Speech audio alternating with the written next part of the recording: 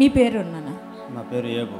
యోబు గారు, ఏమైంది మీకు? పక్షవాతంలాగా కాలు చెయ్యి, కాళ్ళు చేతులు నడవలేరు, పక్షవాతం వచ్చి నడవలేకపోయారు. పోయినసారి కర్ర పట్టుకొని వచ్చిన కదా, కర్ర పట్టుకొని వచ్చిన పోయిన నెలలో వచ్చారు. గడిచిన నెలలో మరి కర్రతో యోబు గారు కర్రతో వచ్చారండి ఈ ఆరాధనకు. వారు చెప్తున్నారు, నాకు పెరాలసిస్ స్ట్రోక్ వచ్చింది, దానివల్ల నా చెయ్యి నా కాలు పనిచేయలేదు.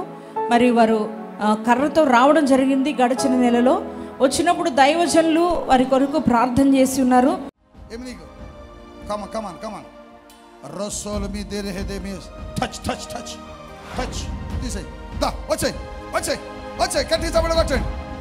పరిగెత్తాలా పరిగెత్తాలా పరిగెత్తాలా పరిగెత్తాలా అటు.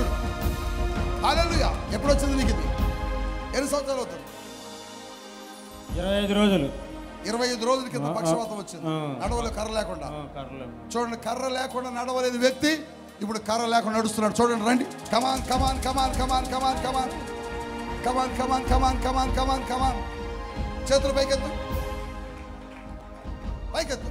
ఇదిగో, ఇక కర్రతో పని లేదు నీకు. ప్రభు నిన్ను ముట్టుకున్నాడు. గట్టిగా లేదండి.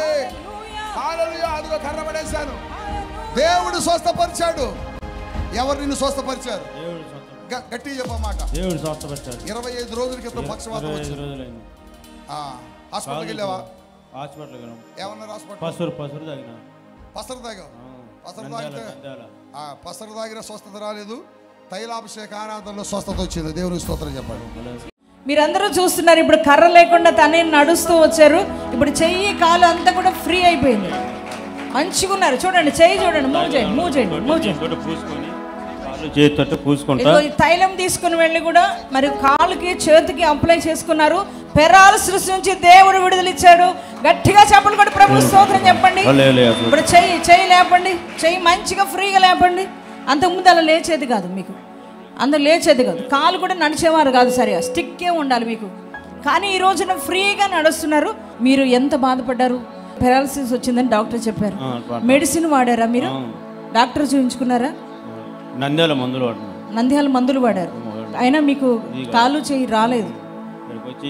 ఇక్కడికి వచ్చిన తర్వాతే దైవజనులు ప్రార్థించిన తర్వాతే యేసయ్య మిమ్మల్ని ముట్టుకున్నారు. ఇప్పుడు మంచిగా నడుస్తున్నారు. చూడండి, ఏమనిపించింది మీరు? అంటే అప్పుడు పెరాలసిస్ వచ్చింది కదా, మీరు ఏం పని చేసేవారు? మేస్త్రి పని చేస్తారు. మరి మీరు పనికి వెళ్ళలేకపోయారు కదా. ఈ సంవత్సరం ఏం పని ఏం చేయలేని పరిస్థితి కదా.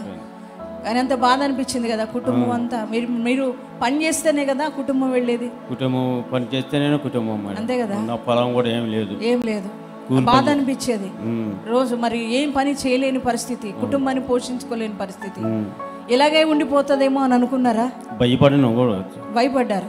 భయపడిన కూడా, పిల్లలు చిన్న పిల్లలు ఎట్లా బతుకుతాయి, ఎలా కుటుంబం ఎలాగా, నా బిడ్డల పరిస్థితి ఏంటి, నేను ఇలా అయిపోయాను అనేసి ఏడ్చారు. బాధ అనిపించేది. చూడండి, నిజంగా యేసయ్య ఎంత గొప్ప దేవుడు అంటే, నిజంగా కుటుంబ యజమానుడు కదండి. మరి తను వెళ్తేనే పనికి కుటుంబం పోషించబడాలి. చిన్న బిడ్డలంట ఏడ్చేవాడంట. మరి డాక్టర్ చూపించినా నా కాలు చేయి రావట్లేదు, సంవత్సరం నుంచి పని లేదు, మరి ఏంటి ప్రభా నాకు ఈ పరిస్థితి అని తను కూడా బాధపడేవారు. కానీ దేవుడు కనికరపూర్ణుడు, కృపామయుడు, ప్రతి వారి కన్నీరు ఆయన చూసే దేవుడు కదా. అందుకే మరి పరిశుద్ధాత్మ తైలాభిషేక ఆరాధనలో తను విశ్వాసంతో ఇక్కడ అడుగుపెట్టారు. దైవజనులు ప్రార్థించినప్పుడు అద్భుతమైన కార్యం అండి. నిజంగా మరి సంవత్సరం నుంచి అదే పరిస్థితిలో ఉన్న సహోదరుణ్ణి దేవుడు ముట్టి బాగు చేసి ఈరోజు ఎంత ఫ్రీగా వచ్చారండి. కర్రతో పని లేదు, తన చేతులు మంచిగా ఫ్రీగా మూవ్ అవుతున్నాయి, కాళ్ళు మంచిగా ఫ్రీగా మూవ్ అవుతుంది. మీరు ఇక మంచిగా పని చేసుకోవచ్చు, మీకేం భయం లేదు. యేసయ్య మిమ్మల్ని ముట్టి బాగు చేశారు. ఎప్పుడు యేసయ్య కొరకు నమ్మకంగా బ్రతకండి, యేసయ్య కొరకు జీవించండి. ఓకే, గట్టిగా చప్పలు కూడా ప్రభు స్తోత్రం చెప్దాం. డాక్టర్స్ కూడా చేయలేనిది యేసయ్య చేయగలడు. ఆయనకు అసాధ్యమైనది ఏదైనా ఉందంటారా? చెప్పండి, ఏది లేదు. ఆయన సమస్తమును చేయగలిగిన గొప్ప దేవుడు. నిజంగా ఎంతో వేదనతో ఉన్న తనను జ్ఞాపకం చేసుకునే దేవుడు. మరియు తను బాగు చేసి ఈ రోజున సజీవ సాక్షిగా నిలబెట్టిన దేవాది దేవునికి గట్టిగా చప్పట్లు కూడా దేవునికి మహిమ పరుద్దామండి. Praise the lord. ఈ పరిశుద్ధాత్మ తైలాభిషేక ఆరాధన ఈ ఒంగోలు పట్టణంలో మరి అనేక మంది ప్రజల కన్నీరు తుడుస్తుందని నమ్మడానికి ఇదే నిదర్శనం. గట్టిగా చెప్పాలి కూడా, దేవునికి స్తోత్రం చెప్పాలి. హల్లెలూయా. God bless you.